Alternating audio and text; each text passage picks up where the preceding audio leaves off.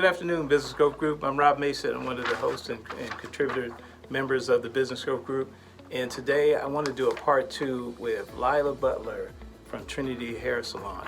And Lila and I were talking, and I thought this would be important to share. Sometimes when we're in business, we have partnerships, and some of you guys are going to start partnerships. And partnerships in life and in business, sometimes they don't work out.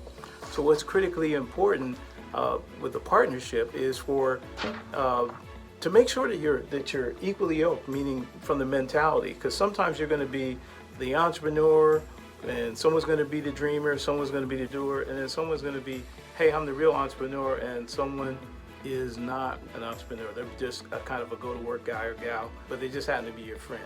So we were just talking about that, and we thought it'd be important to share. So I'm going to share mine briefly, and then we'll have Lila to talk about her experience. And then we're going to talk about some of the adjustments you had to make. So I had a partner for several years, and when we got out of the service together, I knew that I wanted to start a consulting business. My colleague was really good at being the doer. I would dream, and he could make anything great on paper. But after a while, when we started making real deals and real opportunities started coming our way, I would get stuff like, well, my girlfriend's father said that we shouldn't do this. Oh, my girlfriend's. I said, well, look, dude, I'm not doing business with your girlfriend's father. Either you're with me and we're going to ride together or not. So after a while, we had to make a decision because I kept missing too many deals and too many opportunities. So you're going to see that. And there's nothing wrong with changing. It's not personal, it's business, and you can still maintain your relationship. But you got to, figure out how you get through that. So Lila, tell us about yours.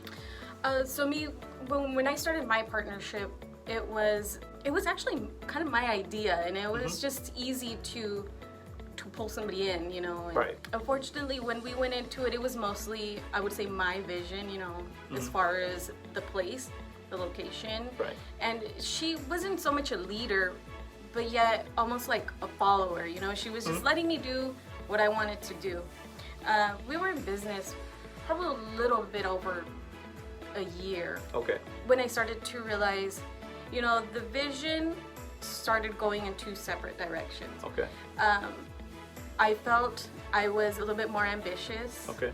We didn't have the same work ethic. Okay. So I felt like I was trying to carry it to be more. Right. And Then you started having an anchor to pull, huh? yeah, exactly. It was like Okay. a ball and chain that I was just Right. kind of pulling Okay. along. Yeah. The vision match wasn't equal anymore, and at that point it is time to cut bait, and you can be friends and do it amicably, but COVID probably helped you a little bit too, huh? COVID was beautiful for me. It was a chance for me to start over, start fresh. I was able to move locations, rebrand, relaunch. That was a beautiful time for me because, I started taking business classes and, building my foundation for, what's next. What's next, right? The next level stuff. So what were some of the technical challenges? Now we were talking about, hey man, I got to design a logo. I had to find a new location.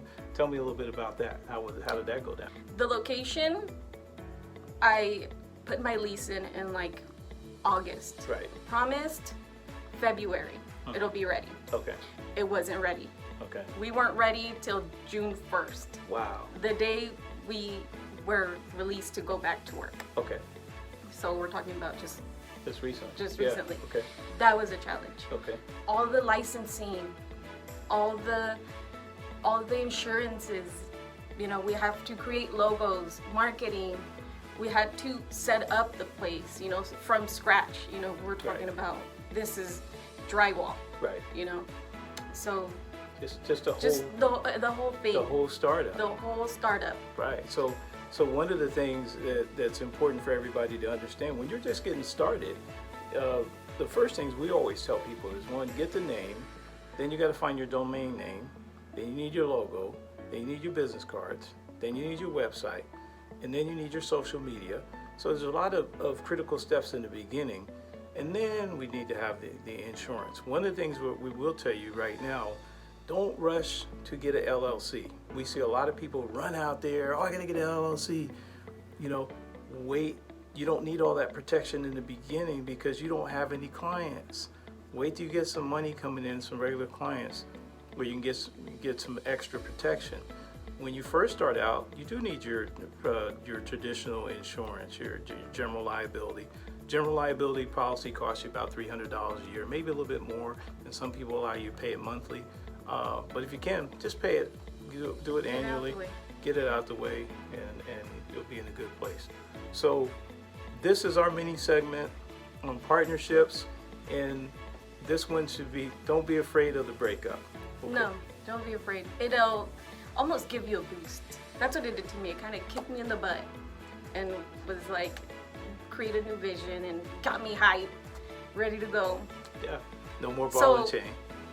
Like I said before, you know, it's not failure. It's just a part of success. Yeah, fall forward, not backwards, right? Exactly. Yeah, to the next step. Okay, thank you, Business Growth Group, and thank you, Lila.